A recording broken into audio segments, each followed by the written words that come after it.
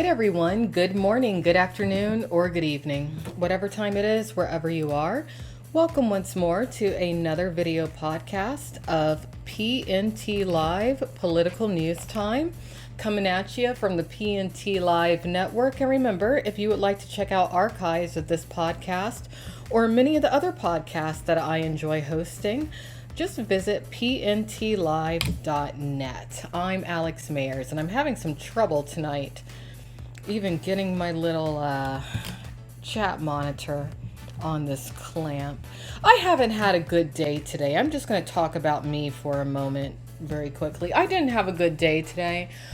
I'm in a bit of a life transition, so I might be a little bit more emotional perhaps than I normally would be this week, but I am okay. I'm just letting you know I am okay. But I've just been revisiting some elements of my personal history as of late as I'm transitioning in my life. And I'm just coming to realize that there are certain elements of life that I thought I was okay with. But, you know, at the ripe old age of 41, I'm realizing that I'm not okay with certain things. And honestly, I don't care if anyone has a problem with my opinions when it comes to certain matters of life or not. One thing that I'm realizing I take serious issue with for a multitude of reasons. I have a problem with people who are not consistent when it comes to what they identify themselves as ethnically. Now, I am not against interracial relationships. I am not against multiracial, biracial, triracial, whatever racial people. I don't care. But here's what I care about. I care about being honest in regards to who you are. I care about being authentic in regards to who you are. And I care about you not trying to pull pranks to get ahead or to unjustly fit in when you should make an effort to be yourself. Okay, that's something I have a problem with. I'm actually going to read to some of you a couple of tweets that I posted earlier today because I want you to know exactly what's on my mind, and I'm going to go into detail about a few things. I tweeted earlier today, it's interesting that Kamala Harris touts having gone to a historically black college or university when her blackness is questioned, yet married a white male.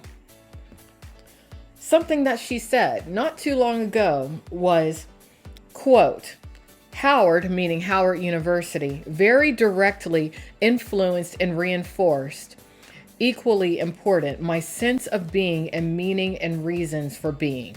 That's something Kamala Harris said, okay? Then I followed up that tweet with the following. I said, I'm not a fan of people who generally pass and or aren't readily identifiable as an American descendant of slavery, only claiming to be black when it's convenient or to get ahead, because I'm so sick of it. I'm so sick of it. I'm sick of colorism in the black community. I'm sick and tired of individuals who sometimes they're like, oh, I'm multiracial. Oh, I'm Latin. Oh, I'm just a human being. But when it's convenient or when they think it's going to get them attention or get them ahead or get them something in life, suddenly they're black or African American, or they try to pass as an American descendant of slavery. Let me tell you, jerks out there doing this shit something.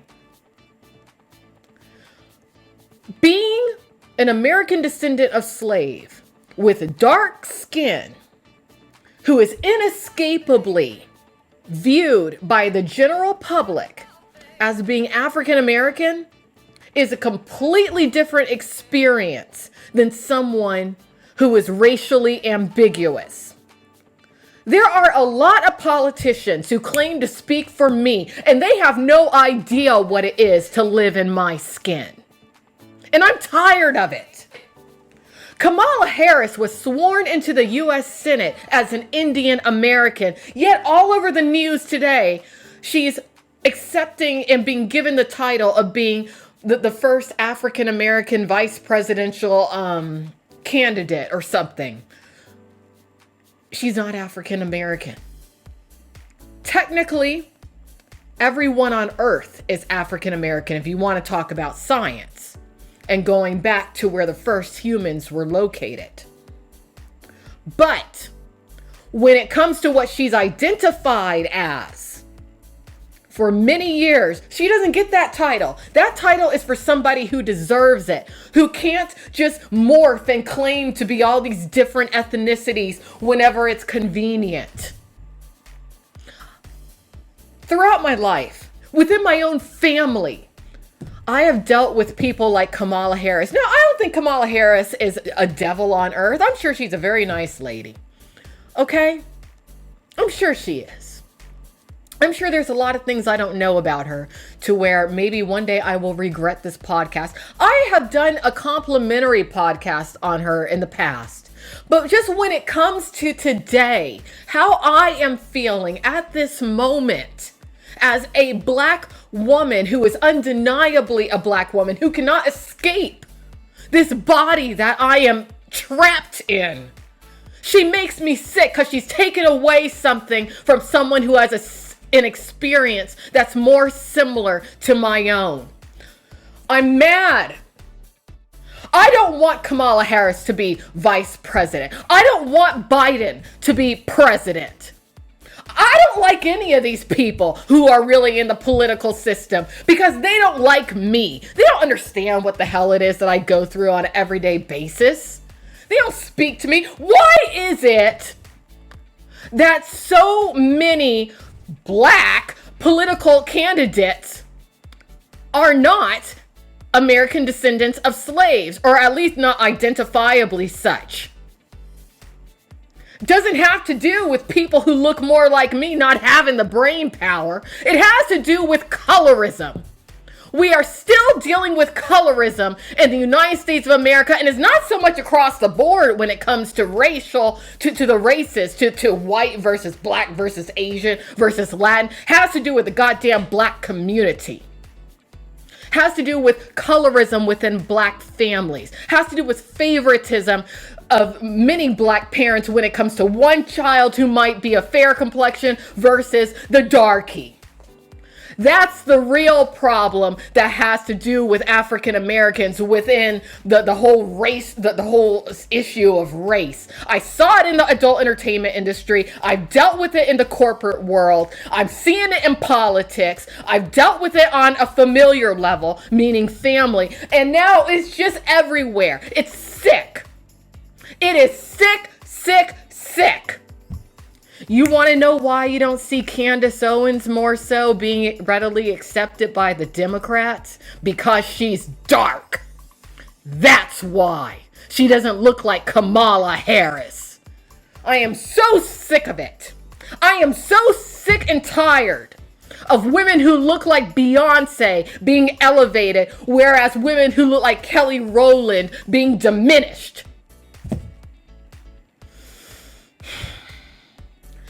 I am sick and tired of seeing black women running around in the black community saying, oh, I want to have a mixed baby so that she can have pretty hair. I'm sick of that shit. Any woman saying that shit might as well put a gun to her head and pull the trigger. I'm sitting here looking at this picture on this tweet attached to this Washington Post article titled, Kamala Harris grew up in a mostly white world. Then she went to a black university in a black city. Ooh. And then they have a picture. Okay. And I'm going to put this picture in this podcast when I post it later. There's a picture of her standing in the middle of two other women who look similar to her complexion wise. And then there's this girl in the background who's kind of giving her the side eye. Now, I can't tell if she's specifically looking at these women or looking at something beyond them, something, outside of the picture frame, but it's just such a telling picture. It really is. Because a part of me wonders if the reason why Kamala Harris, who was raised in a predominantly white neighborhood, wanted to go to a black university, had to do with the fact that she knew that she would receive preferential treatment there and could easily dominate and rise to the top within her peer group due to being a light-skinned woman. Just something I thought about as a dark-skinned black woman. Just a thought. Kamala Harris is technically black. That's what I want to talk about tonight. Her father is half of African descent. Due to that, due to her paternity, her paternal figure, her father, Kamala Harris, according to the one drop rule, which you wouldn't think still would be in effect in America, but you know, by societal standards, it is. Due to that, she is technically African American. Her mother is of East Indian descent. Okay? But is she an ADOS, an American descendant of slaves? As in having lineage, who actually toiled in the fields picking cotton? No, she's not. So she does not speak for me. And I want her to stop trying to act like she does. I want to know what exactly happened at Howard University. You know, since she's so black and all, you know, that just gave her so much innate blackness. It just brought out that small percentage of blackness she's got in her. Since she's so black, why didn't she marry a black man? And again, I'm not against interracial relationships. I'm absolutely not against multiracial people, children, whatnot. But I want to know, why did she marry a white man instead of a black man if she feels just so black? What's going on at Howard University? Are they grooming black women to marry white men? Is that what's going on at Howard University, a historically black college or university? I'm just curious.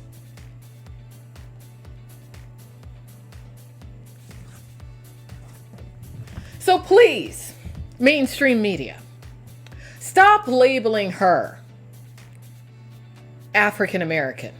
Please. It's an insult to me. Anyone who claims to me in person that Kamala Harris is African American and that she's so African American, I'm just going to start slapping people. I don't care if I get assault charges. I'm just going to slap people. Because that's what I have to do at this point in my life. I've lived a good life. Throw me in the slammer.